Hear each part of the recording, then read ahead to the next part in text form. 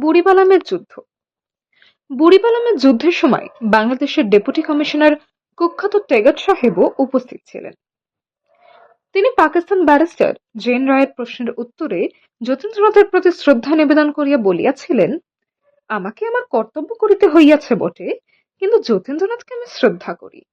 তিনি একমাত্র বাঙালি যিনি ট্রেঞ্চের মধ্যে থাকিয়া সম্মুখ যুদ্ধে জীবনদান করিয়াছেন। সশস্ত্র অভ্যুত্থানের চূড়ান্ত পরিকল্পনা অনুসারে যতীন্দ্রনাথ মুখোপাধ্যায় স্বয়ং মাদ্রাজ রেলপথ অচল করিয়া দেবার ভার গ্রহণ করিয়া বালেশ্বর চলিয়া আসিলেন। বালেশ্বরের যেখানে মহানদী বঙ্গোপসাগরে পড়িয়া আছে, মহানদীর সেই মোহনার নিকটবর্তী কাপ্তিপোদা নামক স্থানের সন্নিকটস্থ এক জঙ্গলে ঘাঁটি করিয়া তিনি অস্ত্র বোঝাই জার্মান জাহাজের জন্য অপেক্ষা করিতেছিলেন।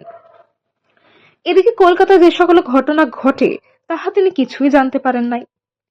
কলকাতায় হ্যারি অ্যান্ড সন্সের দোকানের থানা তল্লাশ করিয়া পুলিশ উক্ত কোম্পানির বালেশ্বর শাখা ইউনিভার্সাল এম্পোরিয়ামের সন্ধান পায়।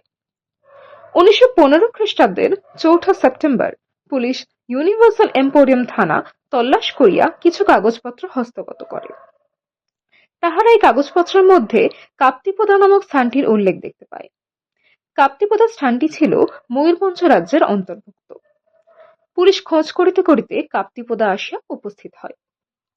এই স্থানে পুলিশের এত আনাগোনা দেখিয়া যতীন্দ্রনাথ ও তাহার সঙ্গীদের বুঝিতে বিলম্ব হইল না যে পুলিশ তাহাদের গোপন ঘাঁটির সন্ধান পাইয়াছে। ইহা বুঝিতে পারিয়া যতীন্দ্রনাথ তাহার 4 জন সঙ্গী সহ জঙ্গলের পথে বুড়িবালাম নদীর তীরে আসিয়া উপস্থিত হন। তাহারা যখন নদী পার হইতেছিলেন তখন গ্রামের চৌকিদার, দফাদার প্রভৃতিরা তাদের দেখিয়া ফেলে। তাহারা বুঝিতে পারে যে ইহাদের খোঁজে পুলিশ ঘুরিতেছে। তাহারা গ্রামবাসীদের সাহায্যে বিপ্লবীদের ধরিবার জন্য আগাইয়া আসে।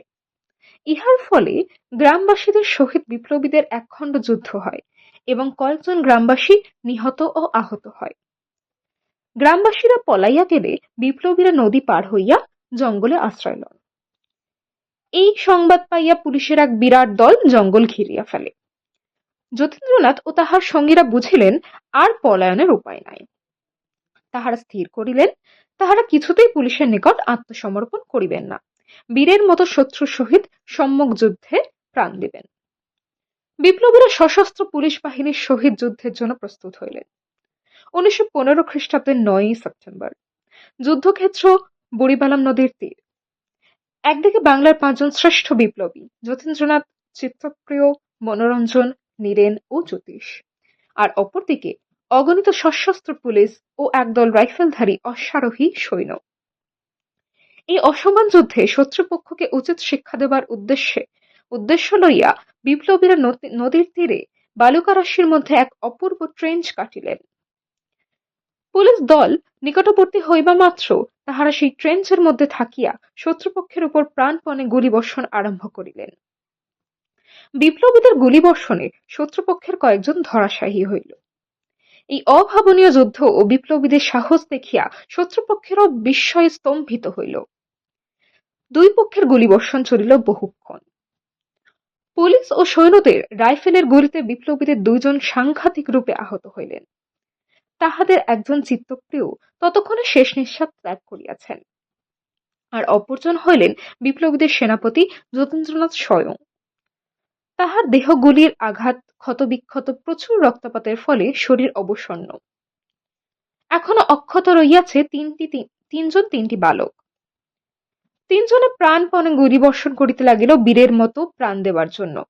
তাহারা তখন উন্মাদ হইয়া উঠিয়াছে। এমন সময় সেনাপতি যতীন্দ্রনাথ যুদ্ধ বন্ধ করে আর শান্তির সাদা নিশান ওড়াইবার আদেশ দিলেন। ট্রেঞ্চের মধ্য হইতে একখানে সাদা কাপড় উড়াইয়া যুদ্ধ বন্ধ করিবার সংকেত জানানো হইল। শত্রুপক্ষ হাঁপ ছাড়িয়া বাঁচিল। পুলিশ দলের অধিনায়ক জেলা ম্যাজিস্ট্রেট আগাইয়া আসিলেন। এই বীর যোদ্ধাদের দেখিয়া তিনি বিস্মিত হইলেন। টুপি খুলিয়া মৃত যোদ্ধার প্রতি সম্মান দেখাইলেন। তাহার পর তাহার টুপিতে করিয়া নদী হইতে জল আনিয়া আহতদের পান করাইলেন। তখন যতীন্দ্রনাথ ও জ্যোতিষ ভীষণ আহত, চিত্তপ্রিয় মৃত, আর মনোরঞ্জন ও নীরেন অক্ষতই রইয়াছে।